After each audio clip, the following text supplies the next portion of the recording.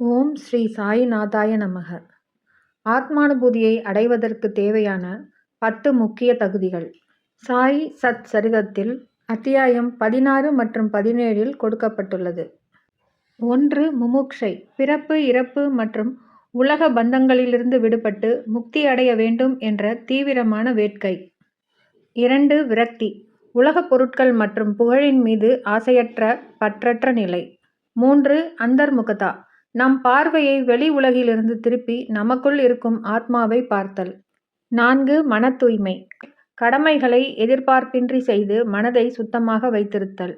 5. குருவின் வழிகாட்டுதல், ஒரு சத்குருவின் துணை இல்லாமல் இந்த ஞானத்தை அடைய முடியாது.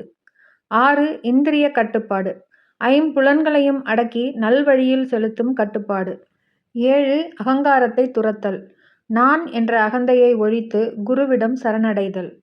8. சரணாகதி, உடல் பொருள் ஆவி அனைத்தையும் இறைவனிடம் முழுமையாக ஒப்படைத்தல். 9. சத்தியம் மற்றும் தர்மம், எப்போதும் உண்மையை பேசுவதும் அறநெறிப்படி வாழ்வதும் அவசியம்.